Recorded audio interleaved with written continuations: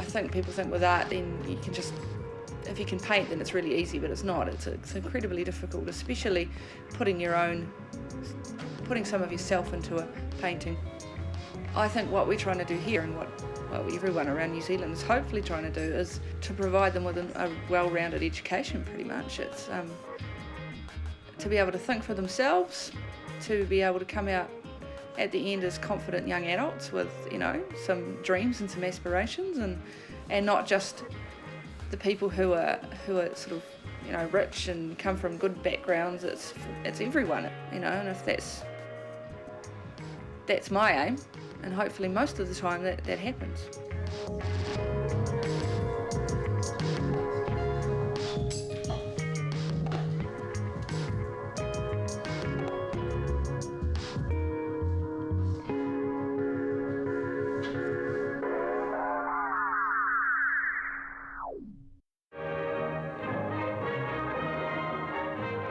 After the Second World War, the government created the New Zealand National Orchestra.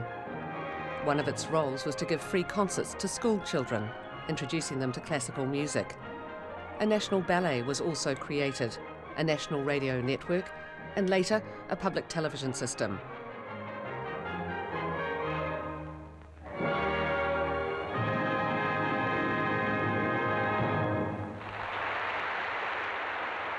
Society and progress were based around the idea of the intrinsic value of the human being, but not of the human being isolated from everybody else.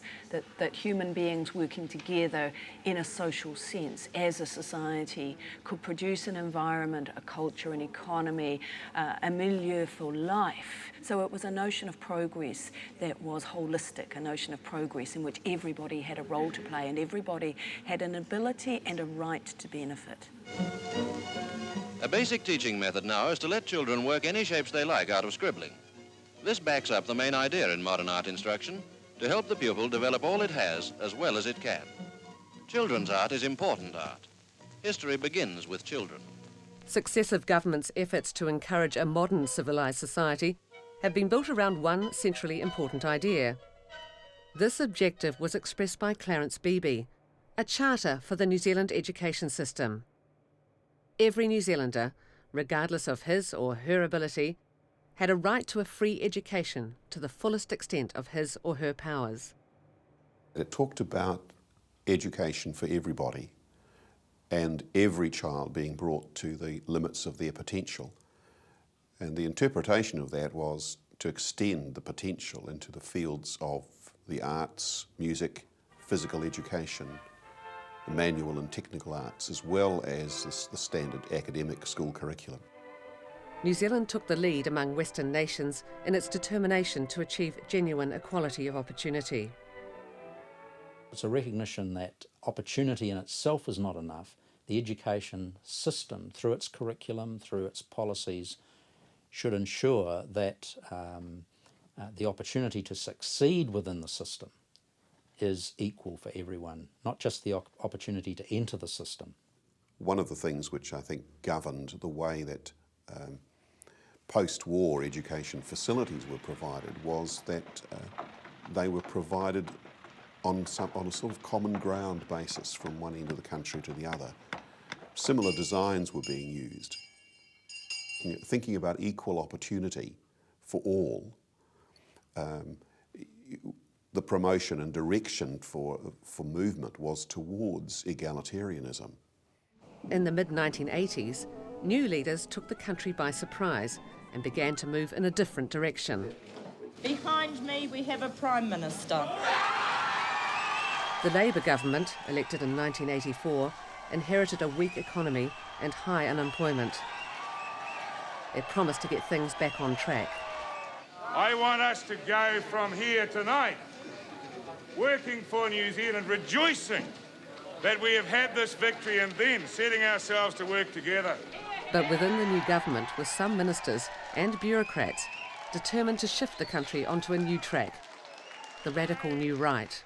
A collection of public servants, some obviously in the Treasury, some politicians, and they don't necessarily see themselves under that rubric, new right. In fact, they usually reject it whenever the term is applied to them, but it's basically a strong faith in the market. I believe that we can introduce into New Zealand competent economic management. And I believe that if we do introduce competent economic management, which is going to take a couple of years to show the benefits, then New Zealand can climb back to being one of the richest countries in the world and where everyone could expect an increase in their standard of living. The new right is not interested really in nation building or in promoting a national culture. They have a very astute way of trying to package their sets of reforms, bringing in New Zealand ideas and shaping them in such a way as conducive to the reform, as well as describing negatively the past.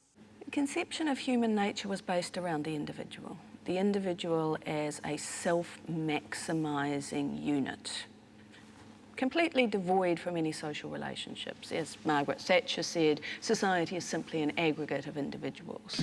Roger Douglas, with the support of Treasury, moved quickly to deregulate the economy and turn many public services over to private companies.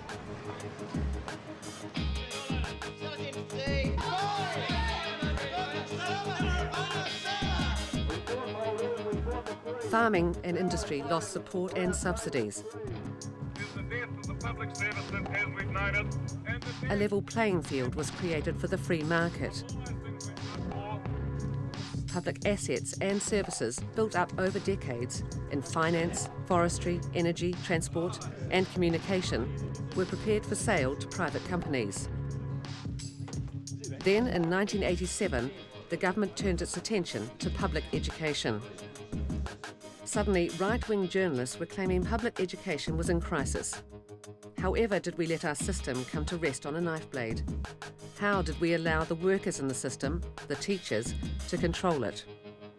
At the moment, and for many years, it's been a rather centrally driven, rather authoritarian structure, and parents can't really sort of get close enough to catch it, if you like. And so what's happening is that the changes which will be made will be in terms of its accountability. The government set up a commission to review the public education system, headed by a businessman, Picot. May I say to you that I will be encouraging the members of that task force to be radical in their approach. I would like them to examine every option there is in education administration, however unusual or untoward it may appear at first. I ask you to note that there is, however, a limit to radicalism. The government is committed to public education. A Treasury economist, Simon Smelt, was seconded to the committee. Have you got the latest figures? Although described as an assistant, he was soon contributing to its discussions. We use common analytical questions. We have an analytical approach, which is fairly standard across areas, but education is very different from health, so the sort of issues that arise and the sort of ways the questions are worked out does differ quite markedly from one sector to another. Treasury does not make government policy, it's one of the advisors. What we do is we advise on ways of thinking about choices. Separate from the committee, Simon Smelt was at the same time writing education policy for a Treasury review of government management. This was only to be made public after the election. Good afternoon, children.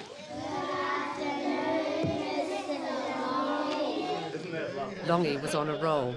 The share market was booming, and a strong advocacy for New Zealand's assertive anti-nuclear policies persuaded a majority of voters to support Labour again.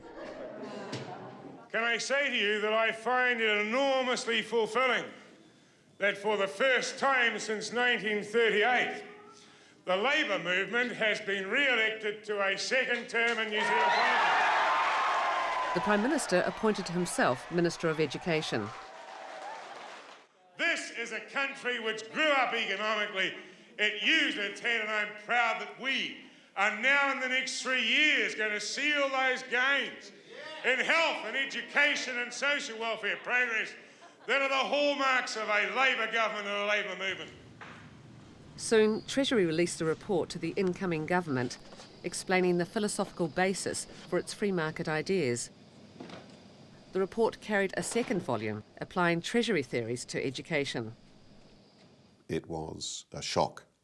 No one knew it was being worked on. No one had any idea that the Treasury was going to deliver a briefing paper on education. After all, why should they? And certainly not a briefing paper remotely like this one. It was totally out of the ordinary. Treasury said education primarily benefited the individual, not society. Private schools should get bigger subsidies. Public schools should be made to compete with one another. Parents are constructed as consumers, and education is seen as primarily serving the needs of the economy. There's a heavy emphasis on competition and the introduction of a market model of education and a much reduced role for the state in education. It was all dressed up in terms of the education system has failed, it's failed Maori, it's failed women, it's failed almost everybody, and therefore if the Labour government wants to achieve its great ideals for education, then this is the way to go. If you want to produce a society in which the members of that society are either producers or consumers, then you have to socialise individuals into that kind of society. And secondary education was fundamental to bringing about that sea change in social values and constructing the kinds of individuals who would function effectively and efficiently within a market environment. Well, any framework can be argued to have extraneous values, but it is trying to assess why government is there and costs and benefits of government being there. I don't think it's right-wing to ask those questions. It might be right-wing, in fact, to defend existing interests in the educational sector. I believe it's the most serious threat to public education there has been since the New Zealand education system, in a formal sense, began. A few months after the election, the Picot committee completed its report on education. As we went through our exercise, we found several things that were fundamental. And the first one, and the point I want to make right here and now, is bad system, good people. We found also that the system was very much an incremental add-on system over the last 70-odd years. It had far too many decision points and overlaps, for instance, as between the departments, head office and the departments, regional offices and the education boards. The report recommended boards should be abolished or downsized, and schools should be administered by locally elected trustees. What we have recommended is, in fact, the greatest vote of confidence in the professionals and in the community that probably has ever been made in the education system. And we're very comfortable with it. You've got to have an authoritative set of New Zealand-wide guidelines for education, and the contract between the Ministry of Education and the local board is absolutely fundamental. But can you understand that some people out there can see what you're doing as sort of an extension of Rogernomics? No. Why not? It's actually the state spending better money. And if that is how it's construed, then of course it is Rogernomics. I think what they really are concerned about is that there were some writings by Treasury about the role of the state in education. And they have never got past that. Treasury has played quite a big role in this, though. If you think Brian Picot is some sort of Treasury clone, some sort of fawning, whinging bootlicker to Treasury theory, you're wrong. Margaret Rosemergy, you helped write the Picot report. What effect will that have on schools in our region? It'll have quite a marked effect. Schools will have much more autonomy over the way they run their affairs. They'll be able to be more flexible in their organisation and programming. They'll be able to be more responsive to the consumers. And above all, I think from the consumer's point of view, the schools will be able to involve the community more than they have in the past. When you're on a board of trustees, you will not be buying the school priors and doing the double entry bookkeeping. The idea, of course, about the whole Picot thing is to make sure that you as teachers have access to ready decision making. The Picot report actually says for the first time in a major public document that you're not going to get equity through equality. The notion that every school in the country would now have an elected board was greeted with acclamation. Democracy was being offered, and people were putting their hands up and saying, yes, I want it. David Longy invited parents and teachers to write to him, responding to the Picot report. We feel especially the aspect of increased community involvement is a very good thing, but we do have concerns. I guess a major general concern would be the haste in which the thing has been pushed through. We would question the need for such haste, the lack of trialling. Such a system which has been pushed in other countries has taken a lot longer than what is happening in New Zealand. Nearly 18,000 submissions poured in, but they were never analysed. There wasn't time. You must pour on the change as fast as you can and keep it moving, and don't give anyone time to think about it, don't give anyone time certainly to marshal any arguments against it. Or to say, oh, hang on a moment, let's have a little, a real think about this. The Picot report, with minor adjustments, became government policy. The reform which the government is announcing today will be amongst the most important the government will ever implement. The essence of the reforms is to put more decision-making and more resources in the hands of school communities, and not in the hands of bureaucracies they are at the moment, to make the partnership between school and community a more effective one, a more decision-making one. I think it'll be a challenge. I think it'll be, really good. I'd like to be involved in it for the simple reason that it gives the school a chance to spend the money where they feel it's most important. I feel that, OK, it's going to be challenging, but there's going to be all that advice out there that we can have to pay for, but it's going to be there for us to use. What do you fear most about what lies ahead? Probably not doing the job justice, letting letting your community down. Each school would be self-governing. Boards of trustees would be like boards of directors. Parents would control each school. 5,100, meeting expenses 500, subscriptions 160. Teachers and principals would produce the education. For the new right, teachers were there to prepare children for the market economy. They weren't expected to encourage such things as critical thinking, independence, and so on.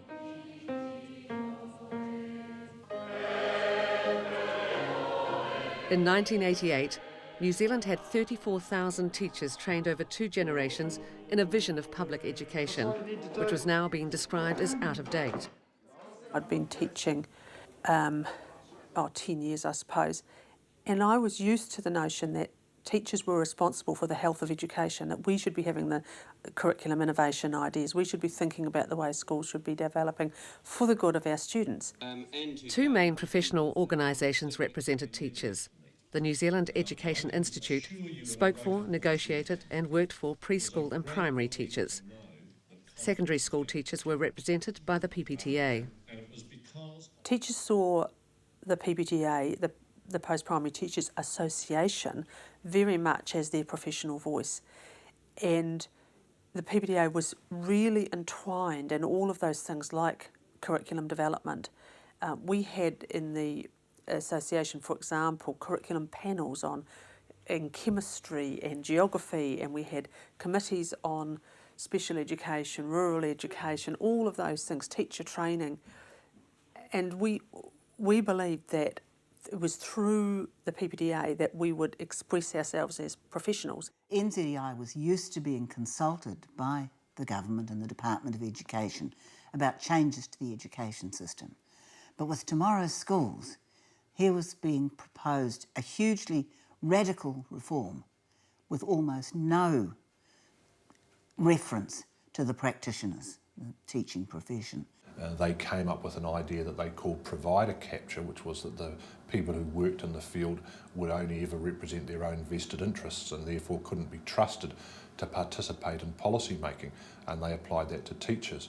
And so essentially on education decisions, they asked everybody except teachers what they thought.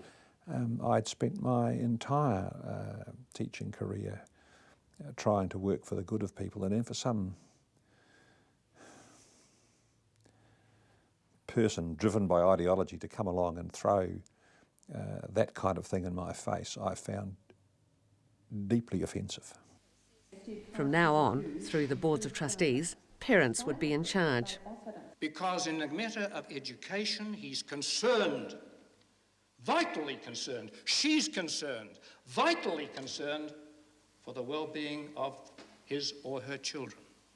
Principals were offered a 16% pay rise to sign individual employment contracts, separating them from their staff and their unions. We didn't see ourselves as being CEOs at all. We saw ourselves as being the principal teacher in the school. And that's perhaps subtle, but actually very important in the view that one takes of one's job. The reaction from principals and from the NZEI and teachers was, why is this necessary? How is this going to improve teaching and learning for children, which is, you know, fundamentally what we're all about? The teachers have had a variety of positions on this. I think they're coming to accept the truth of it. I stood in front of their conference last year and told all their delegates that we'd try to agree it, and if we didn't, we'd legislate for it. We took it to the wire. We just wouldn't agree to that concession that was being demanded. And the answer of the then Labour government was to legislate. The government passed a law compelling principals and senior staff to accept individual employment contracts. We are doing it because it was necessary to achieve an educational policy. To me, it's part of the whole sorry scene that we've got, where logic and reason and argument and right have no place against a government and an employer which will use its superior power to do whatever it likes. But principals and teachers still refused to sign individual contracts. We had a 15-month standoff while we sorted out an individual contract regime that was negotiated across a bargaining table. It did take an awful lot of time and energy, and in the final analysis it was really you know, a collective agreement in another form. The notion of separating the managed from the managed as part of that industrial process was not achieved. We're really facing some major questions. Do we continue to build on what we've done very well and improve on our areas of weakness? Or do we adopt some totally new approach which hasn't been proven anywhere in the world? If we had an education system that made everyone happy, it'd be because we were handing out some sort of happy tablet. I mean, it's just nonsense to think that we're going to get everyone agreeing. And the task of government is to get the maximum benefit and not to succumb to those who wail on the sidelines. The government moved quickly. Curriculum development was contracted out, the Department of Education cut down to a small ministry, and all regional boards were soon to be closed. In charge of the change was an official experienced in privatising state-owned assets. Absolutely necessary. The education system, and particularly the administration side of it, has grown in a very ad hoc way over the years, and has become cumbersome, has become unresponsive, overburdened. In essence, what you're saying is we had 600 too many people in the department and boards. I think that's probably true, yes. Teachers would no longer be employed by the Ministry of Education, but by schools' boards of trustees. The real concern that we had as teachers and as a union was that the agenda was to have individual contracts for all teachers. Our concern was that they wanted to break the national contract, which we believe preserved uniformity of educational provision across the whole country and was actually good for teachers and for education and for the children. If we are reducing the relationship between the parents on the board and the teachers simply to that of an employer-employee, and that's what the State Services Commission keeps telling us. That but you provide a service like anyone else. Why should you be treated so differently? Well, I think you have to ask yourself what the service is. And I think you have to ask yourself whether, in fact, what you want is a system where boards will have ultimate power, the power over a teacher's income, the power over whether a teacher keeps their job, according to that board's idiosyncratic way of seeing competence. And I reiterate that nowhere in the world has it been seen wise to do that. And but who should teachers be accountable to, if not the boards, which will be running the schools? I believe that teachers should be accountable to the New Zealand community as a whole. David Longy still tried to win teachers' support. The whole thesis of the report is postulated on the conviction that there are people within the education system who are capable of carrying it through with a high degree of professionalism. We are not prepared to take part in a process of restructuring that we believe will dismantle what is effectively being done in schools.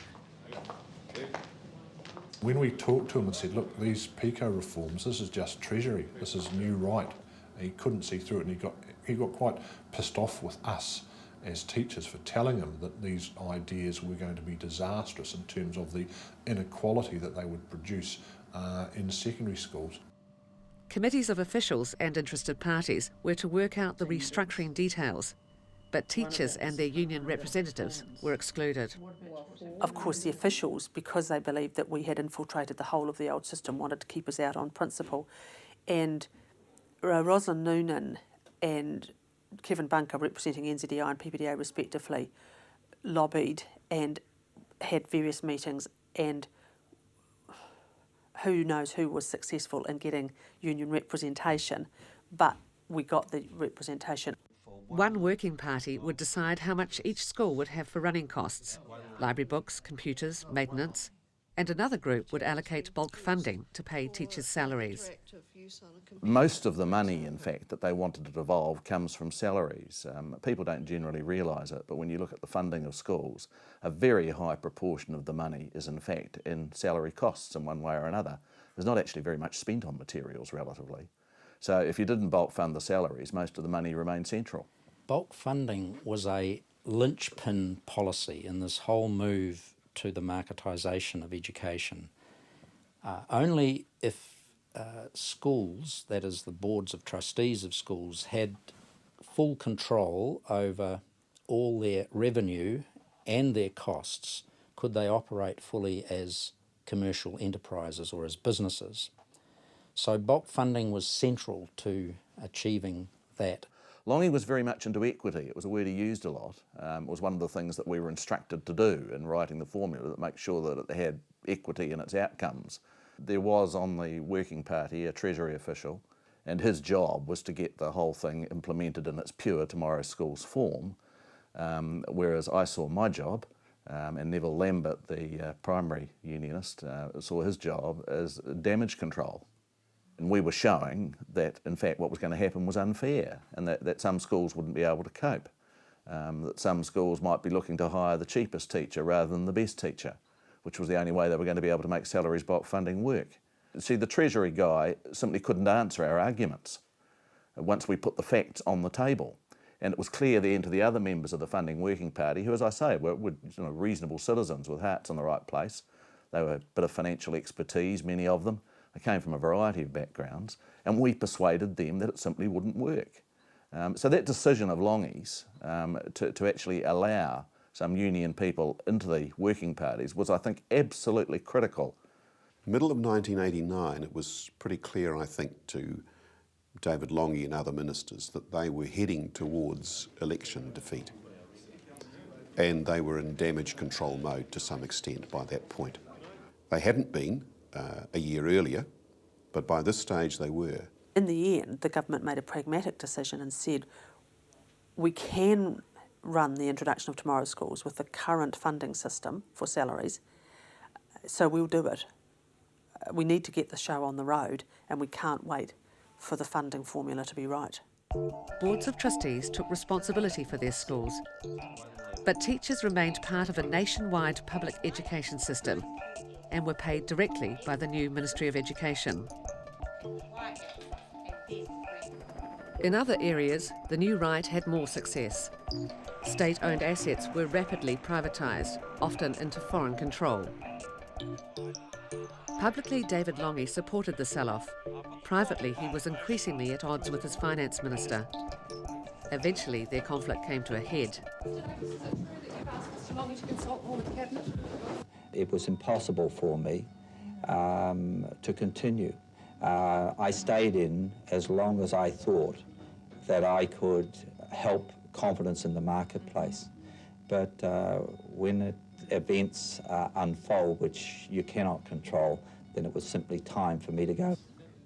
But when Labour's caucus re-elected Roger Douglas to Cabinet, Lange had had enough.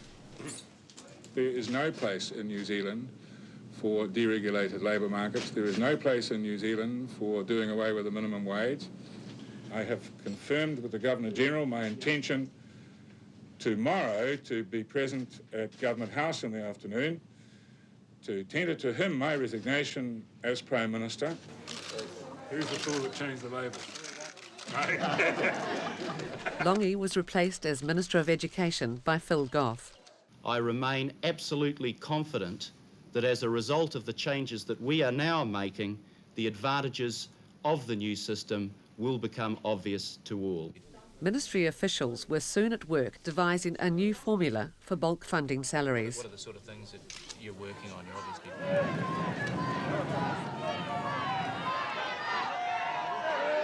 I've always voted Labour, but I think I'll change my mind this time. In the 1990 election, voters had one aim. After 6 years of privatisations, rising unemployment, and user pays in health and education, they wanted rid of Labour. Our policy is to build the enterprise nation where there's opportunity to learn, to save, to invest, to grow, to work and to prosper. Dr. Smith, you're going to abolish the tertiary fees payable by students every year. That is the case? That is a firm commitment. You will resign if your government reneges on that promise? I've signed a pledge to that effect in several universities. Very gratifying. National spokesmen come on here and offer to resign or threaten to resign. It's important, you know, the public are disillusioned with politicians. We've got to demonstrate we mean what we say. National won a landslide victory.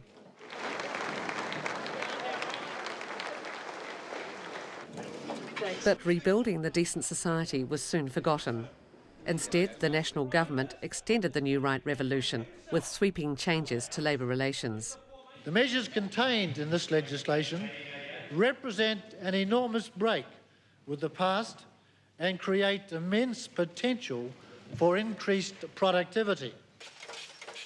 Under the Employment Contracts Act, most workers would lose union coverage and sign individual contracts with their employers. Well, great! Oh, it stinks. Why? Well, we're going to be working for nothing. We're certainly not going to allow and stand back and allow the dismantling of the final point of opposition to free market ideology and free market policies, and that's the union movement. Birch has clearly said that the Employment Contracts Bill is one of the ways in which boards of trustees will be able to save money on the cost of their schools. I think it's really clear that that is the intention here. He's also saying that the Employment Contracts Bill will make very little difference to teachers at all. He was saying that yesterday. If it made very little difference, why is it being talked about as one of the ways in which money can be saved in education? Clearly it has to make a difference. That's the government's agenda. Boards are already overworked to here, trying to cope with the changes that tomorrow's schools have brought through. They don't have the time, the energy, the expertise to organise all of those staffing issues that will rise out of people opting to have individual contracts.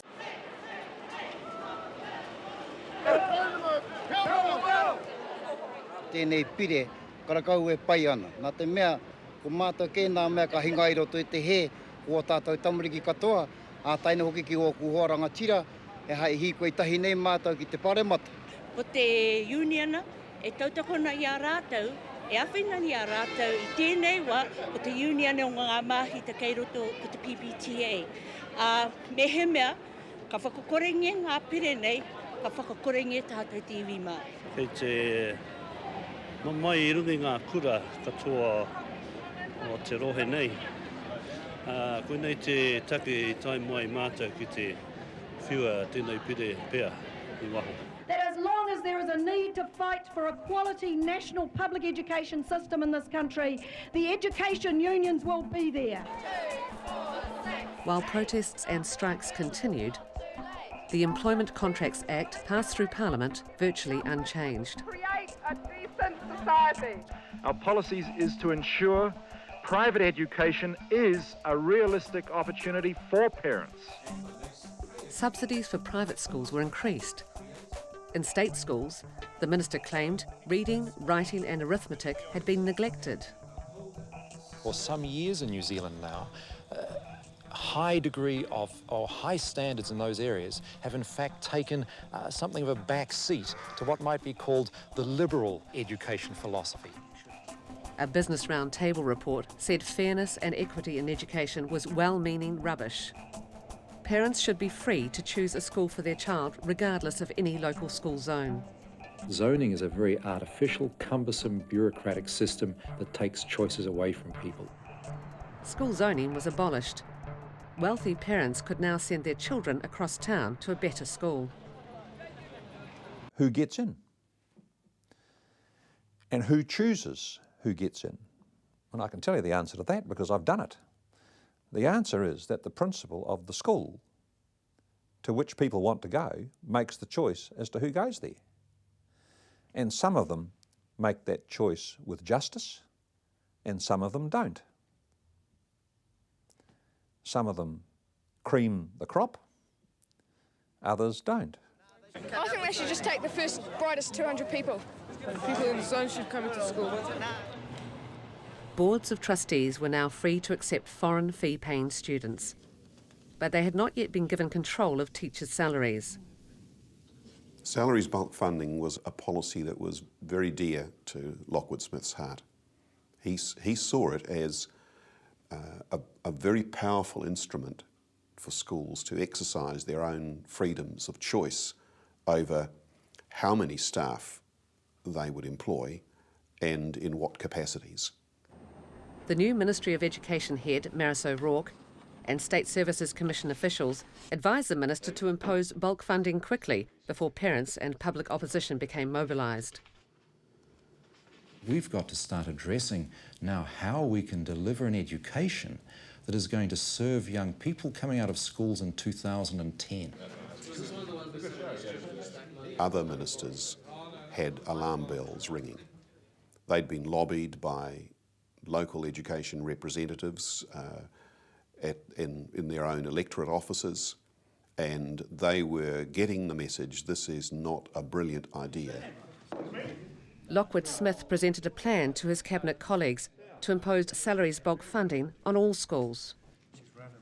Enough members in the cabinet argued that if it was a smart idea, let's trial it. Let's ensure, though, that any school that didn't buy into it was not in any way harmed in terms of their funding. So what we're proposing with this trial of this system is to allow schools to come into it voluntarily. At the moment, you have an overwhelming majority of teachers who don't want this implemented. At the end of a 3 years trial, if most schools still don't want it, are you going to bring it in anyway? If the survey, if the analysis of it, Anita, shows that it's bad, we won't. You know, that would be foolish. But if in fact the analysis shows that there are real positive effects for schools and for children's learning, then we'd be foolish to ignore that. We'd have to find a way then of exploring it further. There was a modest pot of sweetener money available, and so the volunteers came in when they figured out that they would be winners. It never struck me as sensible that anyone that was going to lose would ever volunteer. The Ministry of Education sent details of the bulk funding trial to all schools and encouraged them to volunteer. I think the argument they used the most was about flexibility and about choice, and that was set in the context of self-managing schools.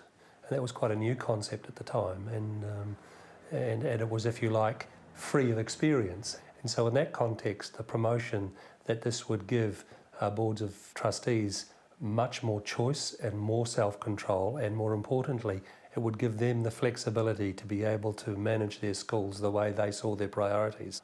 The advantages are the exchange between salaries and operational grant. The other advantages are that we're able to use additional funding that we may raise locally in the community for additional resources, children with special abilities and so forth. This school, which is a school strong in experience and qualifications, would be clearly disadvantaged. It's a deterrent to schools to hire experienced, qualified teachers. The salary bulk fund linked the ability of schools to get money from other sources to their flexibility. In other words, there was going to be a direct link between the community wealth, or the wealth of the school, and their ability to employ additional teachers. And we felt that that raised the whole a challenge to equitable state education. Branches began to go and talk through with their boards some of the myths about bulk funding and gave them the information that would enable boards to analyse more accurately the proposals that were coming to them. There's a clear message from many boards of trustees, in fact probably well in the majority of boards of trustees, that they've been opposed to the concept. Boards seem to have had a mind of their own, and they were working with the teachers in schools. It must have been infuriating to the Minister of Education of the day. The education vote seems to have brought about an anguished whine from some. Look, it's very easy to heckle from there, and I'm quite happy for you to do that, but all I ask is that some of you listen. Read the opinion polls.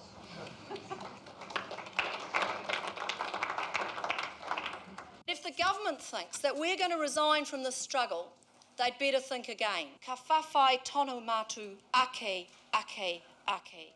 Nā reira, tēnā koutou, tēnā koutou, tēnā tātou katoa. I don't think Mr Luxton understood the realities for our New Zealand schools, many of them small, many of them, you know, in rural and isolated communities. So those kind of neoliberal ideas that he was very wedded to were not ones that could be applied easily to a little community where you're dealing with and meeting the needs of children and their families. If 12 schools did decide to come into it, that would enable us to have a good look at the kinds of benefits they can derive from it, the kinds of problems they experience in implementing it. In Kawakawa, parents and teachers from 18 schools joined in protest.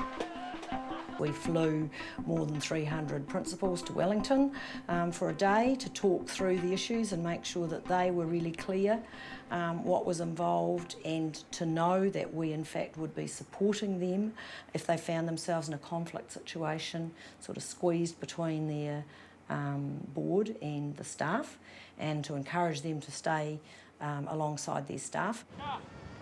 The Board of Trustees of Avondale College decided to join the trial. If at the end of 3 years it hasn't worked, then I'd be happy to say, no, it's not going to work, let's scrub it. The kids are not going to get any benefit, let's scrub it. And because we're in at the trial, we'll be able to say those things. We'd limited the enthusiasm of most boards for even looking at the trial, and in the end, of 14 boards that expressed an interest, only 7 finally opted in. The Secondary Teachers Collective Employment Contract was due to expire in 1992, so the union and government would have to negotiate a new agreement. At first, the government refused to negotiate unless teachers dropped their opposition to bulk funding. In fact, their approach was that every existing condition that teachers had was deemed to have lapsed and would have to be argued for and negotiated again. The government refused to move, and as the expiry date of the collective employment contract drew near, teachers considered their position. Personally, I feel it's another attempt of the government to undermine the education system, and I feel quite strongly about that. Why does a government want to undermine an education system? Why does a government in charge of a country like ours, which is broke, want to undermine the very system that's going to rescue us? I think it wants to save money. I think it wants a cheap education system rather than a quality education system. We were going to be on strike on July the 1st. The first day that we could be on strike, teachers were going to do it. Now that had been planned from February. We'd had regional meetings, we'd been at stop work meetings, we had approval from all the teachers that we were going to go out to the country because we knew it was more than just a negotiation. This was actually a central fight with the government. Certainly the rest of New Zealand is moving into management systems which are not applied in education and should be. On the day of the strike, 93% of secondary teachers and 84% of primary teachers didn't turn up for work. All we've had is messages of support. Teachers have been very, very strongly backed up by our community.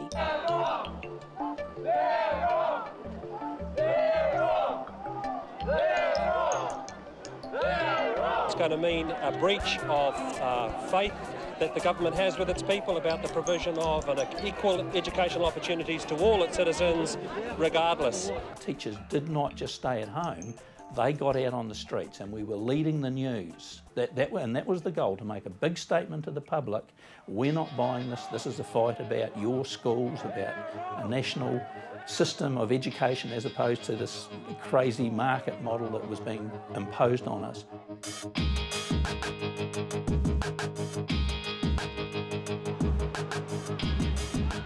The strike was a turning point in many respects. It was a demonstration that teachers had had enough, and they wanted a line drawn, and the line was, we aren't going to be pushed around anymore. The day after the strike was budget day. Most of the children in our primary schools today will not be entering the workforce until the 21st century. Too many New Zealanders leave school without the skills they need for a modern economy. We as a government have introduced self-management on a trial basis. This is giving local people more control over the resources going into their children's education. Our aim is to boost both the quality of our education system and access to it. Nothing less will do. A week after the strike, had a call from Lockwood Smith's office to come down to hear about a new scheme to bulk fund senior managers, assistant principals, deputy principals, senior teachers in schools, and to essentially remove them from collective coverage. And Lockwood said, this is what we're going to do, and legislation will be introduced next week. They needed the managers to be bastards, basically, to actually take the hard decisions. And that was centrally what it was about. It was to lay down a platform for bulk funding. We've wanted to announce it while negotiations are still on with respect to contracts, so that the teacher unions know what we're planning to do, so it's not dropped on them as a surprise after they've concluded their negotiations. You know, we said, well, that's stupid, you know, really stupid. Don't do it, but he was not in a mood to listen, and you know, it was a declaration of war.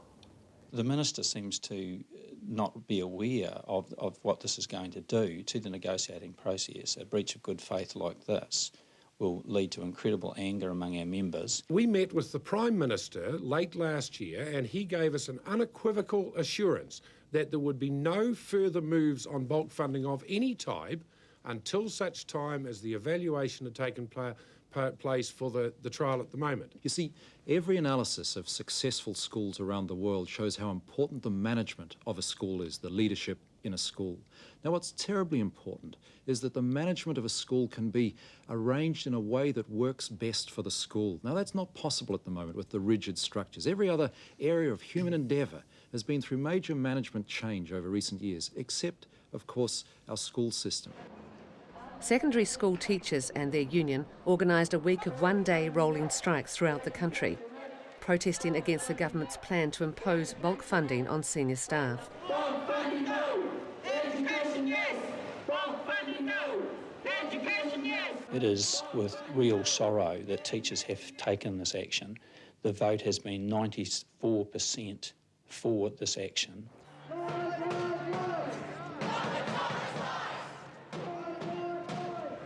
We've got a great state education system, and we don't want to see individual parliamentarians ruining it. Lockwood's wrong. Lockwood's wrong. Lockwood's wrong. Quite frankly, the PPTA should desist from their mindless destructive actions and give more thought to the needs of their pupils and to recognise that some aspects of education, at least, need to change. Bulk funding out. Education in. Bulk funding out. The week of rolling strikes coincided with the annual conference of the School Trustees Association. Last night was a signal to me and to the association that the membership are really concerned. The government seems to have lost respect for boards, and certainly the boards are saying that they've lost respect for the government. Only 1% of boards supported bulk funding principals and senior staff. It leads to bulk funding, and this will lead to rich and poor schools in terms of our children's education.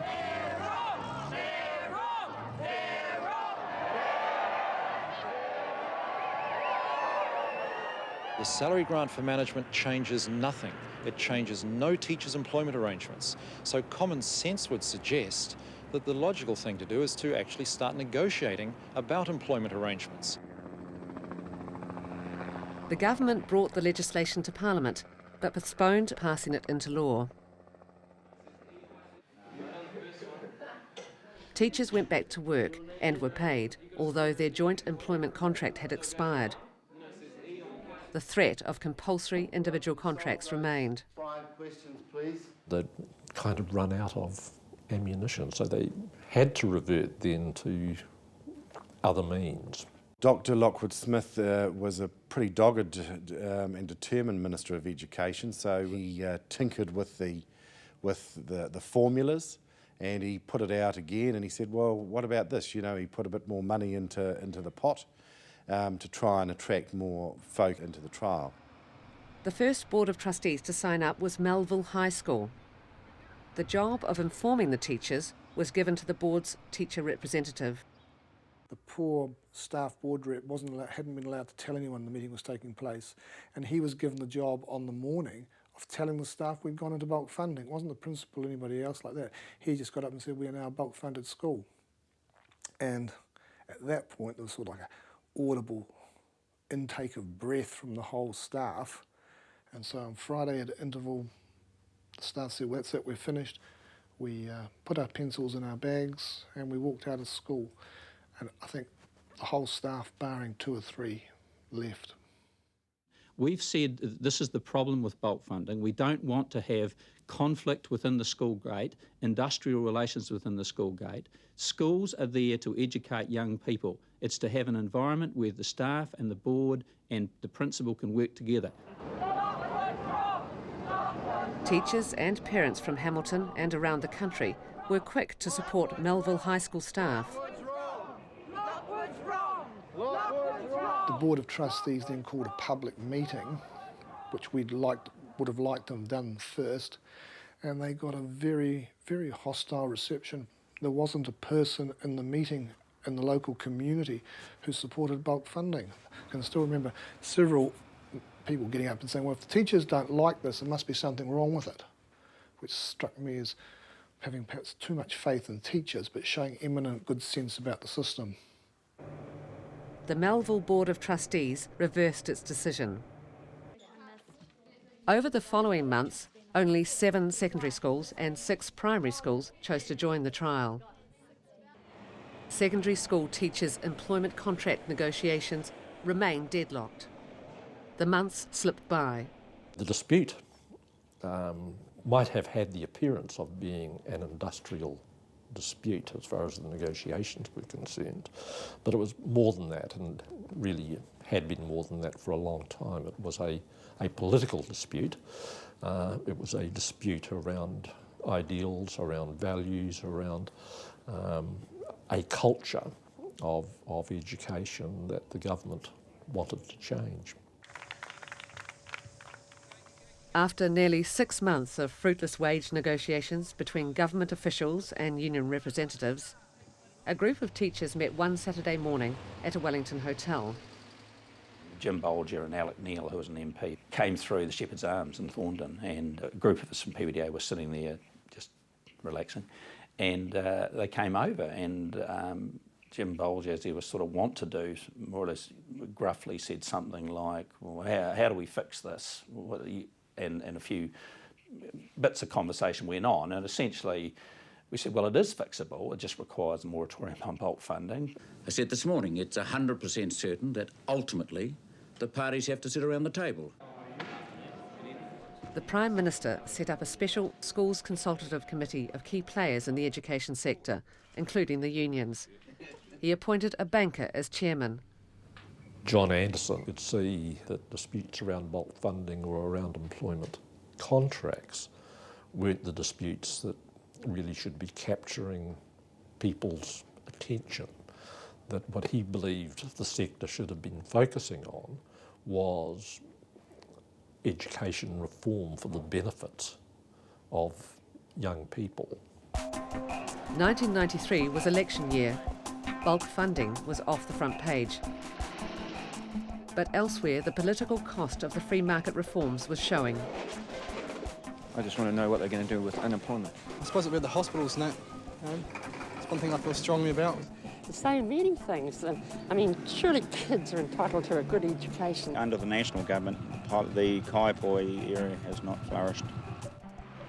With education still an issue for voters, the government wanted its pay dispute with teachers settled. We demanded a moratorium on the bulk funding trial. Don't let any more people in. And that was agreed to by the government as part of that negotiation using the schools consultative group. So both the moratorium and a guarantee about the way in which senior positions would be funded under the salaries grant for management were sufficient for us to say, OK, we will sign up to that. None of us really believed that the agenda had gone away.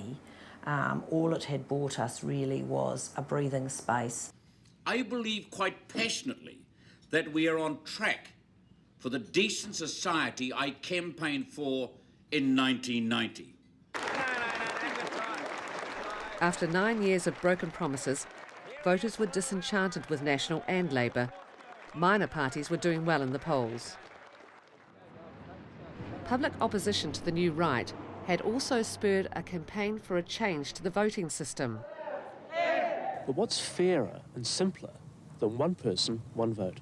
What is fairer and simpler is one person with a vote that counts no matter where they live, and parties getting seats in Parliament in proportion to their level of support throughout the community. That's the difference. A national referendum to be held at election time would offer voters a choice between the existing first-past-the-post voting system and proportional representation, MMP. The business elite campaigned strongly to keep first-past-the-post. Tick the top box. Reject MMP. At the end of the day, the first-past-the-post system has, in recent years, finally delivered. It's bailed us out of the hole we dug for ourselves 20 or 30 years ago, and we are now one of the best-performing economies in the Western world. You say the economy would go down the gurgler if we got MMP? It would put enormous stresses and strains and put the achievements of the last 4 or 5 years at risk, without a question. Steve Murray, is that true? National won the election with just 35% of the vote. In the referendum, there was a majority for change to proportional representation. They flung everything at it, and the people said no.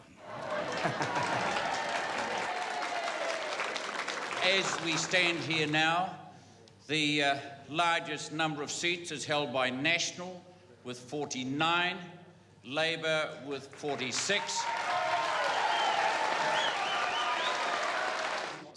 With Lockwood Smith reappointed as Minister of Education, the focus shifted to what was being taught in secondary schools. To develop their full potential, to continue learning throughout life, and to participate effectively and productively in New Zealand's democratic society and in a competitive world economy. It's the first curriculum document in New Zealand's history to provide a coherent framework for learning and assessment through all the years of schooling, and replaces the subject-based core curriculum which has been around in our schools since the 1940s. Imagination, creativity, critical thinking gave way to such notions as usefulness, relevance, and measurable performance.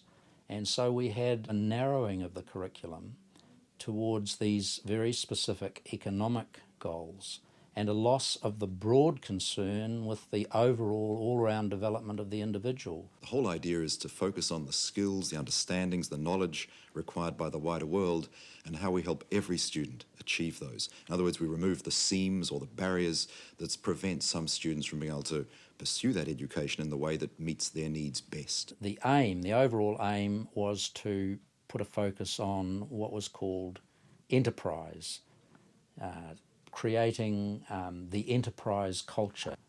Curriculum development had been in the hands of private contractors, but now the Minister's proposals were being discussed by John Anderson's Schools Consultative Committee. Teachers had been locked out from those sorts of debates since 1989, 1990. So the opportunity of the Schools Consultative Group to re-engage in that sort of discussion was something that we were pretty keen on. John Anderson soon found himself chairing an ideological battle. He fairly abruptly brought the process to an end. I think he could see that the life of the Schools Consultative Group as a mechanism to deal with big issues and try and find constructive solutions had come to an end. Well, it's good to have you here today, 7th Form. Now, you're aware that we have an excellent relationship with Pepsi, and Pepsi Avondale College have got this partnership going, and it's one of the first business partnerships in New Zealand. Today, we've got 2 representatives from Pepsi who have come to talk with you. I can see that over the next 5 years, there is going to be far more acceptance of business involvement in schools, even to the extent of advising on curriculum and so on. It's simply got to happen. And if it goes so far as that we become Avondale College Pepsi or Avondale Pepsi College, so be it. I don't mind carrying a name. I come from the same background, and I'm concerned that these kids get a good deal. That's all I want for these kids. Good deal. I'm doing this personally with the kids because the kids stimulate me. Pepsi are doing it because it's great to have a dialogue with kids so that we can talk to our consumers. It's as simple as that. There's nothing more Machiavellian than it. I know that peak performers have a special strength inside them where they can take change and they translate what you're feeling, which is this terror and fear, and they translate that into a very strong commitment. In 1995, the 3-year trial of salaries bulk funding ended. When the salaries bulk funding trial came to an end, the questions that were asked about it were ones which came up with positive answers for the schools that had taken part. Yes, they had received more funding. Yes, they had used that to enhance their staffing, to do some innovative and different things. Yes, they would have liked to have continued with it. But it didn't ask those questions of the schools that had stayed out. We are getting more money to buy more appropriate teachers, because the way the formula has worked, it means that we actually get more money and we can go out and scout around and get and employ the teachers that we need for our children. Is there not a tendency under bulk funding to look for the cheapest teacher?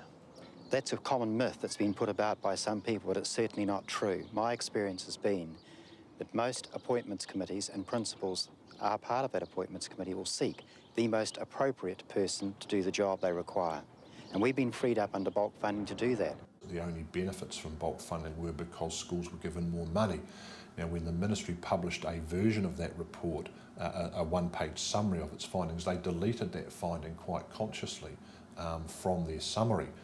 So they just had a completely glowing picture of bulk funding. The name bulk funding was dropped, replaced by the more positive-sounding direct resourcing. Allowing schools to choose a system of direct resourcing, giving them the greater flexibility to meet their needs and building on the very successful results of the recent direct resourcing trial. Mr. Speaker. Now any school could choose to be bulk funded. Schools which signed up were offered more money. The thing that will finally convince principals and boards of trustees is schools that are direct resourced, we'll be able to do things that the other schools are not able to do. Financial pressure on schools and their boards of trustees have been increasing steadily. The operations grant for day-to-day expenses was having to cover more and more items, including, for some schools, food. The ones on our lunch scheme are the ones that are likely to go home to just a cup of tea and bread at night. How can that be that they'd only get a cup of tea and bread? Well, these are the families that are putting out all of their income on rent, getting their children off to school, clothing, and food is at the bottom of the list. At the end of the day, a primary school pupil here attracts state funding, operational funding of around about $510 for the year. Now from that needs to come heat, light and water, property maintenance, administration and various other curriculum areas. The curriculum is unfortunately the one that seems to be getting smaller as the other areas that school boards of trustees are required to look after now, the costs are increasing. We had a very pleasant fair. Out of our hard work, which took weeks to organise, we made the princely sum of $600. For us, our deficit for 1995 is in the order of $25,000, and next year we anticipate our deficit is likely to be nearer $90,000. So it is getting very serious indeed. Schools in richer communities were less badly affected. White middle-class parents were opting out of schools that had a predominance of Maori and Pacifica children, and so these children were becoming concentrated in low decile schools, whereas white middle-class children were moving in large numbers to the high decile schools. They had lawyers and accountants on their board, they had all these community resources. A school fair would raise $25,000, you know. You go down the road to a decile 1 school, you know, 4 or 5 out of every 10 children in every class needed some kind of intervention. You compared the average kid in that school to the average kid in the high decile school, there was a 2-year learning gap, even amongst the average, a huge gap. I'd like to get into medicine. But I love to write, so I'd still do that on the side if I had any time. So that would be your dream job? But I mean, at our school, dreams seem so far away. I mean, everyone has a dream and everyone has a goal. But at our school, because, you know, we're looked at as underprivileged and, you know, below standard, all of that seems so far away. When parents deserted their local school, the school roll dropped, and the Ministry of Education's allocation of teachers to that school was reduced. This year, our numbers have dropped again slightly. Not as much as last year, but we will be going through the same process again later this term of identifying some members of staff who may not be able to continue their positions, their teaching positions here in 1996. For the Pacific Island population, you're getting a huge percentage of the whole Pacific Island race who are getting inferior education. So what happens to the next generation? Now the bulk funding trial was over, schools could ease the financial pressure by choosing to opt in. Typically, schools could see an additional $100,000 a year being offered to them to join into salaries bulk funding, sometimes a lot more than that. It took quite a lot of courage for a school to turn down that amount of money. We should try to raise everybody's morale. Including the teachers, the board, the principal and the students as well. The first secondary school to make a decision was in rural Taranaki. Being a strong farming area, there was lots of support for the national government's philosophy on this issue. The trial was coming to an end and the board decided almost immediately after that to go with the bulk funding. The decision was made at a nightly meeting and we were told about it the next morning. A consensus was that we would leave for the day, and we did. We would hope that the Board of Trustees of schools would really take notice of what their staff feel, and where they have such strong opposition as they did at Opunake High School, they would really take that into account. And obviously the PPTA, both at local, regional and national level, you know, supported us. We got hundreds of faxes from, well, lots of faxes from other schools that were put up on the staff notice board here, and that was comforting indeed at a time which caused us some pressure. Under the Employment Contracts Act, the Board of Trustees could have taken their teachers to court. If anyone felt they had to back down because of blackmail, that I will totally oppose and fight strongly. The day after the Upunaki strike, Onehunga High School staff learned their board had accepted bulk funding. They too walked out. We don't want the students to suffer, we don't want education to suffer, but at the same time we don't feel we can sit down and do nothing. Where students' education is at risk through wildcat strikes, we'll make sure that funding is not a problem in providing relief teaching for those people. What the board's agreed to do is reconsider and really reopen the whole thing. A week later, Dannevirke High School teachers had a one-day strike. Then Tomaranui High School considered bulk funding. We had a board of trustees who supported going for it. They saw it as the only solution to an increasing problem with not a big enough operations grant. It had to be a democratic process, so it wasn't as if I could walk in and say, well, we're going on strike. We had to discuss it with the staff and see what they wanted to do. And ultimately somebody did suggest strike and they voted and agreed. But they were also anxious not to alienate the community who had been extremely supportive. For Tamarani High School, it was going to be a gain, initially a gain. Over the 3-year period, we'd be slowly losing that gain. What happened after that? Don't know, we could be in a loss situation. And it meant to me that you could end up with situations where some schools would be a lot better off, but a lot of schools wouldn't gain anything out of it. I think every board had a responsibility to look at any possibility of increasing the funding for education and possibly increasing the flexibility of the use of funding. But you know, you weigh it up and you think, are we being offered this money for the education, better education of our children, or for a political end? And I think in the end that we saw pretty clearly that wasn't a fight that we wanted to go into. When schools were considering salaries bulk funding, they'd often have a meeting in which they would have a ministry representative and a teacher representative speak to them. And my best memory of that period was a school in New Plymouth. It was a Catholic school, and our brother Pat Lynch spoke first before I did. There were close on 100 parents present, and he said, we need salaries bulk funding in education so that we can start having all the good things happening in our schools that are now happening in our healthcare system. And you could see the parents there, they just had this shocked look on their face that he should say such a thing, because Taranaki Hospital was under threat of closure at the time because of bulk funding of the healthcare system. Those parents in that school rejected bulk funding because they could see what the government's real agenda was. So what I suggest is that you... By Christmas 1995, 20 more secondary schools had joined the original 7 which took part in the bulk funding trial. 142 primary schools were also bulk funded. The government wanted 10% of schools signed up by mid-1996. So far, 6% had agreed. 93% of boards who are really feeling the pinch at the moment for funds have turned down the biggest bribe in educational history. There's $31 million on offer and 93% of people turn it down. On the first day of the 1996 school year, Waimea College signed up.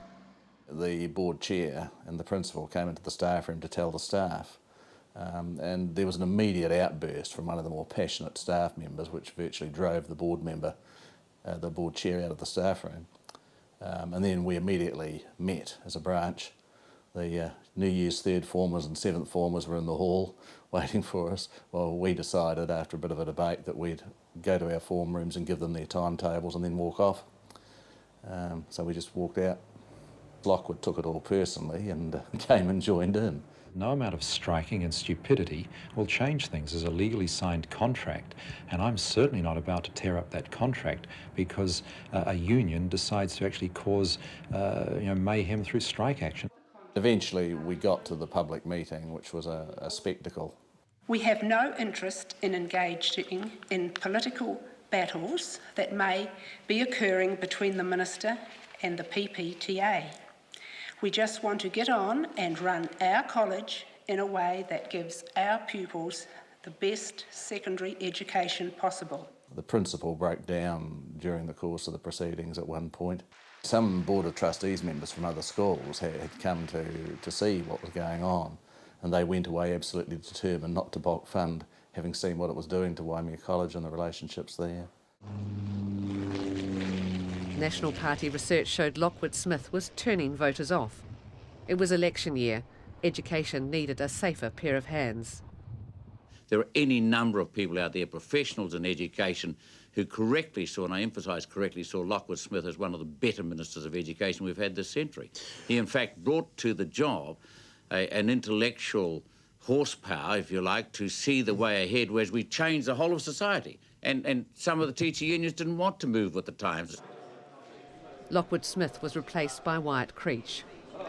But I do know that strikes achieve nothing in the end. If you're going to actually solve these sorts of problems, we've got to put our objectives, they've got to put their objectives on the table, and we've got to talk it through. Wyatt Creech would have to be an improvement. I think he's a more pragmatic, practical person. Perhaps he might be considered to be more of a negotiator, more conciliatory. But in the end, the changes teachers want are not a new face in Wellington, but changes in policy, and that's what we need to talk to him about. But when you want to be a teacher, you want to be in the classroom being a teacher, not ticking and crossing in. I would far prefer my children's teachers to be spending their time on classroom type activities. Well, there's a lot of frustration out there. Wyatt Creech saw there was a tactical problem. 1, 2, 3. Underfunding was turning boards of trustees against the reforms. The new minister increased schools' operations grants by 14%. The priority for New Zealand really has to be the school sector, because that's where every young person is, and therefore we applied the resource that was available to us to better outcomes in the school sector. The Education Ministry also had a new head, an economist from Treasury. As his top aides, he appointed another Treasury economist and a Ministry of Commerce lawyer. The retiring head went to a new job, Director of Education at the World Bank, where she promoted the privatisation of primary and secondary schools. The World Bank made its loans to Ghana conditional on the introduction of school fees. The result was a 40% dropout rate in primary schools and rapidly rising illiteracy. Schools in South Auckland are facing enormous social problems caused by 21 years of conservative and new right policies from both Labor and national governments. It's been a long time between governments which actually represented ordinary New Zealanders. State education. The 1996 election was the first under proportional representation. The free market reforms were under attack. The public education sector should not be about profit and market-driven competition. It should be about cooperation. Schools should be working cooperatively, secure in their funding and secure in a government committed to the long-term future of the state school system as an integral part of New Zealand society. Polls showed health and education were the hot issues. People realised a vote for a third party would not be wasted. I think Labor and Alliance are on the right track in terms of basically trying to get students out of debt.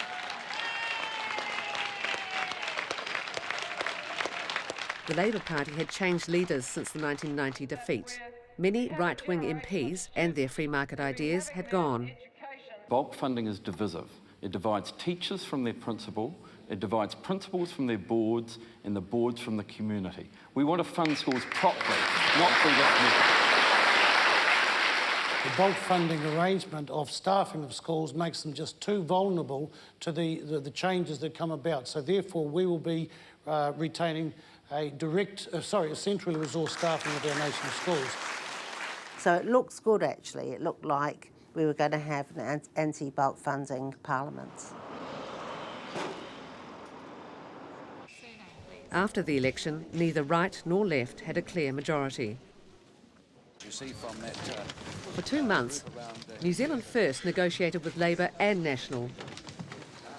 Given all of the above issues and interests, the detailed policy agreements, and the wish of the New Zealand people for a secure government, economic stability, and now new social policy initiatives, the New Zealand First Caucus and Executive Council have chosen this afternoon, by a massive consensus, to form a coalition government with the National Party until the next election in 1999.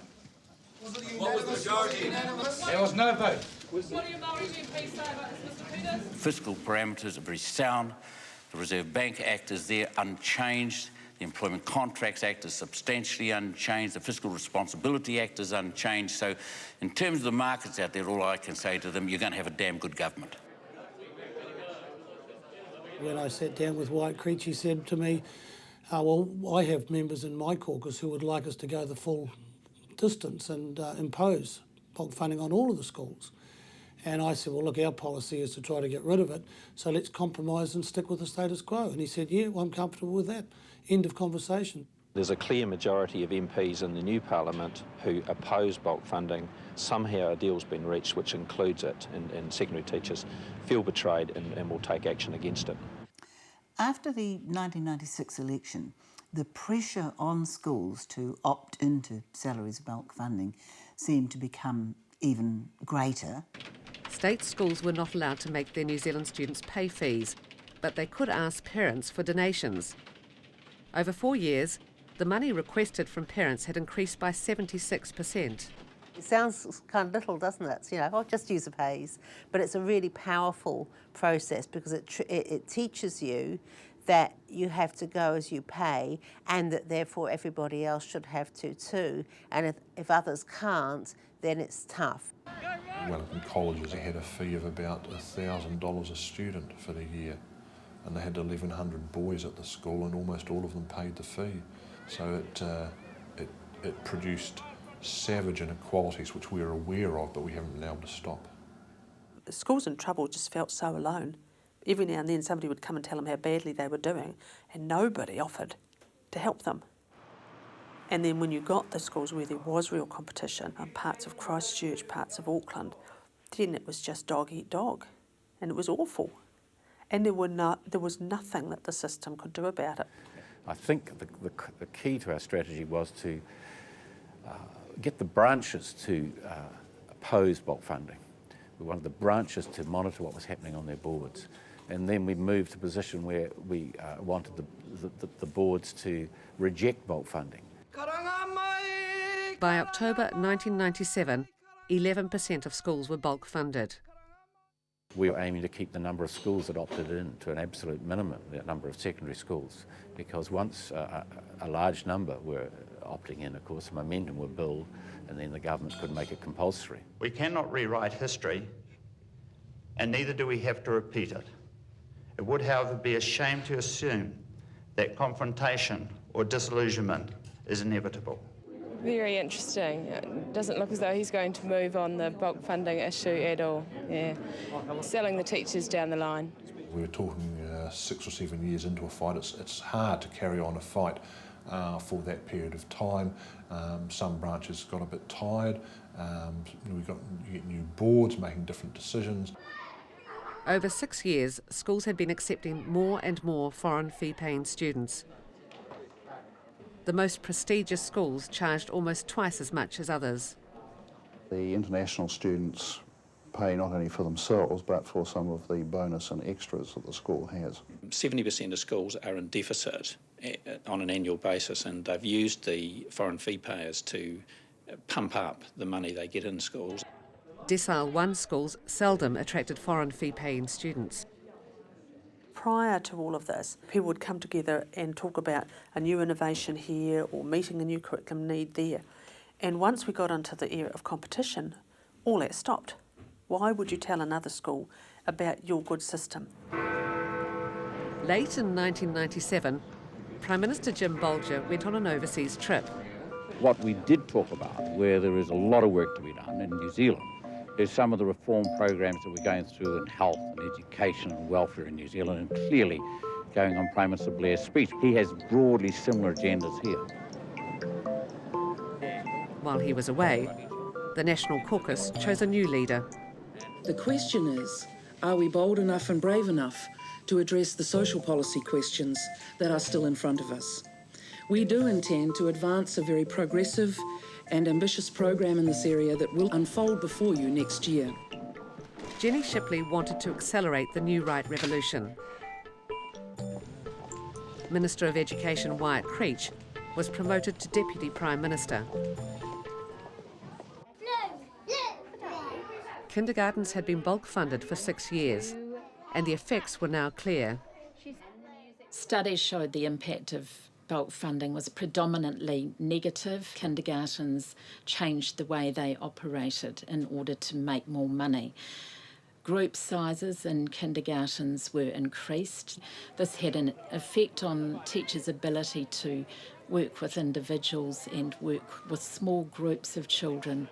They were in a supervisory role. That's how they saw themselves. Some kindergartens started charging fees, but it's to the credit of associations that most of them didn't do that. The only positive impact that anyone mentioned was that associations had more management autonomy, but there's nothing that links management autonomy with benefits for children. The children at bulk-funded schools did not learn better or more. They didn't behave better. There was no spin-off into the teaching learning process. I think there'll be a significant number of schools that will just continue to struggle to survive, and that there'll be a kind of ghettoisation and a collection of schools which will in effect be dumping grounds for underprivileged kids in underprivileged communities. I think it's a disaster. Nationals leaders wanted to speed up bulk funding by offering schools more money. They secured the support of Winston Peters to come and have a talk to me. We said we would only proceed if it was on top of the scale funding, so that the formula was based there. New Zealand First insisted that bulk funded schools be paid as if all their teachers were on the highest possible salary.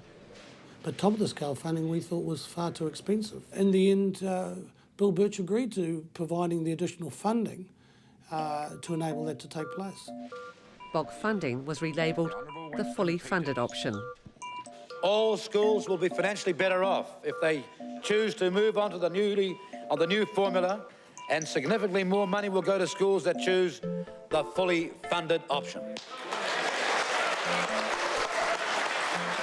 Instead of the expected 85 million, 220 million was allocated to bulk funding.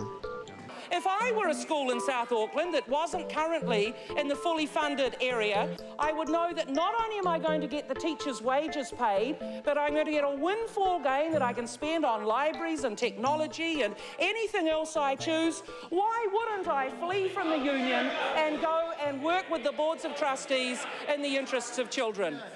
It was the most expensive form of bulk funding you could imagine.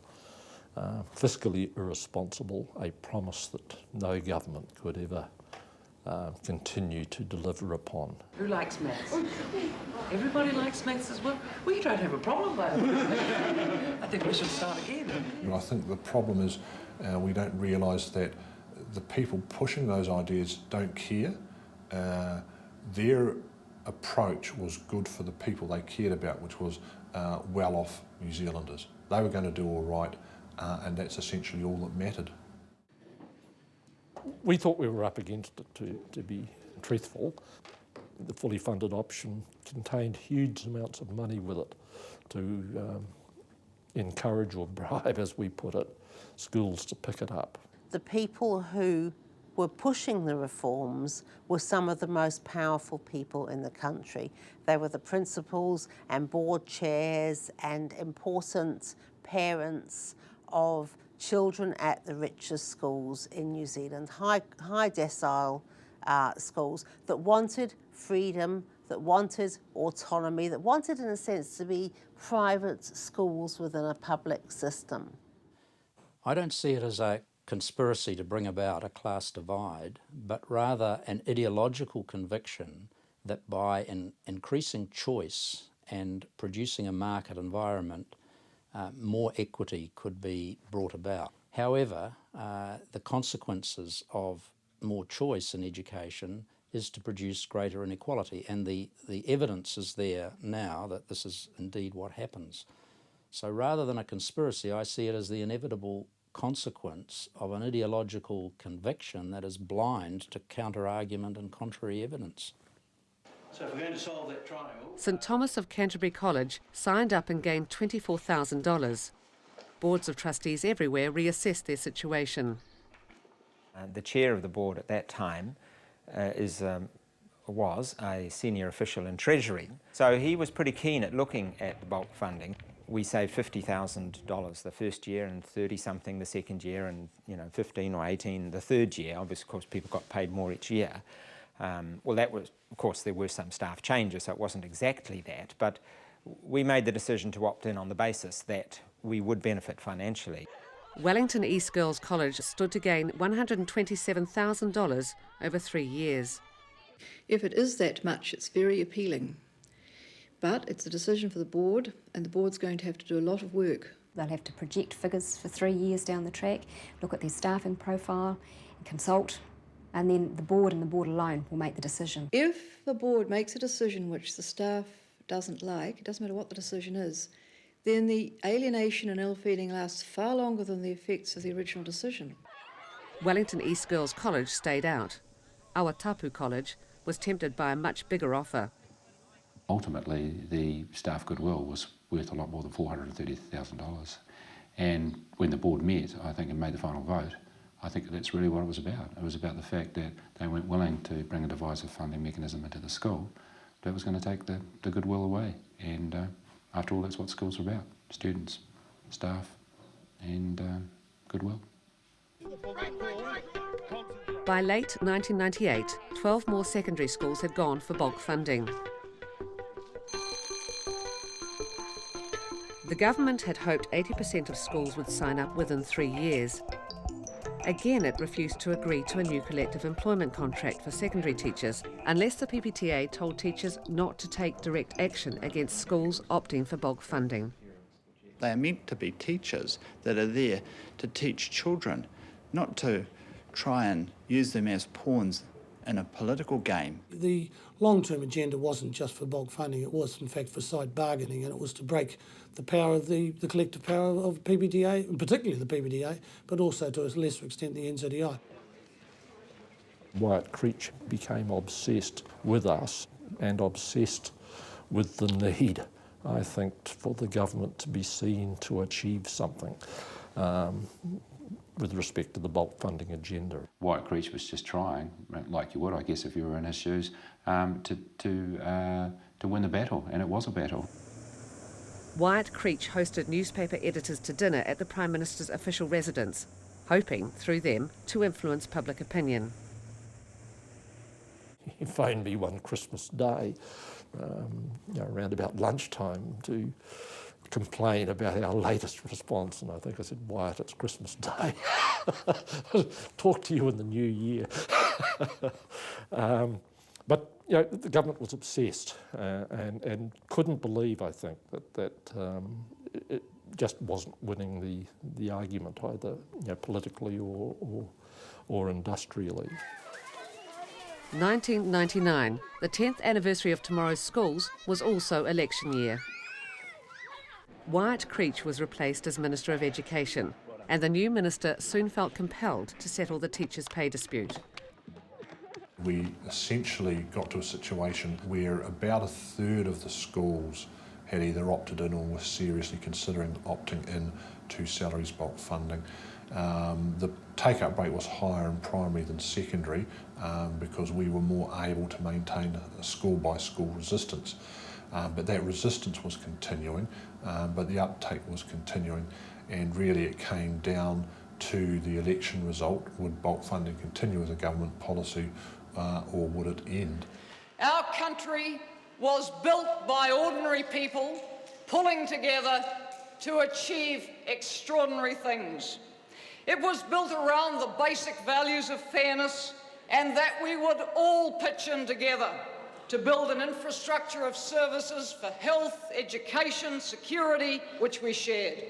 Labor promised to bring back local school zoning and abolish bulk funding. We want our country back, and we're going to get it back this time. We're going to get it back this time. What are the big issues for you in the elections?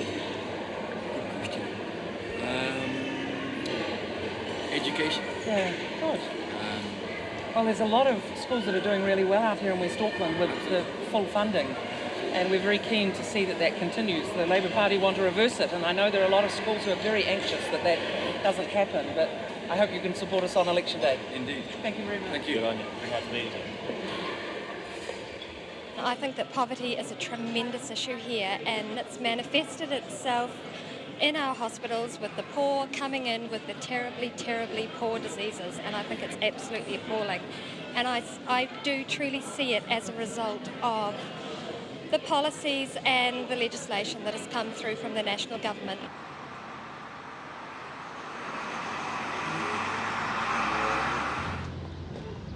In the 1999 general election, National got just 31% of the vote.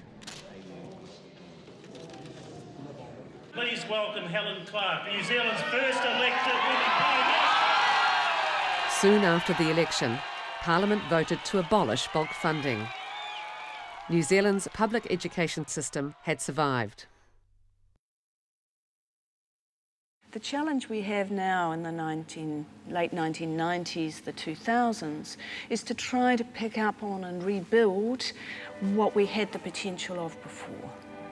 We have this sense now of a challenge of what it means to be a nation in a global context, in a context that is driven by markets still, in a context that is strongly challenged by Māori, in a multicultural environment.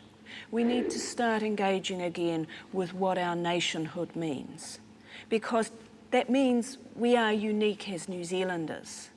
At the base of such a society is a commitment, I believe, to democratic principles, not just to democratic practices, that is the right to exercise a vote, but a commitment to democratic principles of fairness, of respect for individual differences, respect for alternative points of view, and a commitment to the welfare of all, to the social well-being or the common good. And that can only be achieved through a strong, robust public education system. Every New Zealander, whatever his level of ability, whether he be rich or poor, whether he live in town or country, has a right of a free education of the kind for which he is best fitted and to the fullest extent of his powers.